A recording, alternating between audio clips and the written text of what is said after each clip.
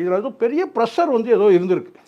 ஒரு 9,5 சவரன் நகைக்காக அதுவும் வந்து அவங்கக்கிட்டே தவறுகள் எப்படி பார்த்தாலும் இது யாருமே பேச மாட்டாங்க. அவங்களும் அவங்களுடைய பொருளை பாதுகாப்பாக வந்து வச்சிடல. உங்களுக்கு தெரியும் வந்து கட்டப்பையில் வந்து பொருள் இருக்குதுன்னு தெரியும். நீங்கள் வந்து நீங்கள் ஒன்று கார் ஓட்டிகிட்டு போகிறவங்களுக்கு ரிவர்ஸ் எடுத்து வண்டியை விட தெரியாதா? கார் நீங்கள் தானே ஓட்டிகிட்டு போகிறீங்க. அதை எதுக்கு சாவியை வந்து பார்த்தீங்கன்னா வந்து செக்யூரிட்டிகிட்ட கொடுக்கணும்? இதெல்லாம் ஒரு கேள்வி இருக்குது. இந்த கேள்விலாம் யாரும் போகல.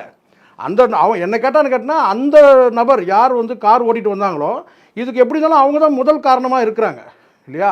அப்போ அவங்கக்கிட்டே இந்த விசாரணை வந்து முதல்ல தொடங்கிடணும்.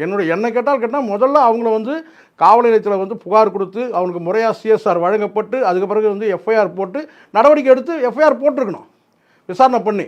ஸோ இது எதுவுமே நடக்கல. அவங்க தரப்பில் எதுவுமே நடக்கல. ஆனால் அந்த பெண் யாருன்னு இது வரைக்கும் தெரியாமல் பெண் யாருன்னு தெரியல சார். ஆனால் யார் வேணால் இருந்துட்டு போடுறோம் சார். புகார்தாரர்கிட்ட வந்து ஒரு கம்ப்ளைண்ட் வாங்கி அவங்க சிஎஸ்ஆர் கொடுத்து அதுக்கப்புறம் வந்து பார்த்தீங்கன்னா விசாரணை அவங்ககிட்ட முதல் தகவல் அறிக்கைக்கு தேவையான அளவுக்கு தகவல் அவங்ககிட்ட கேட்டு புகாரில் அவங்க என்ன தெரிவிச்சிருக்காங்களோ அதுதான் வந்து எஃப்ஐஆரே வரப்போகுது.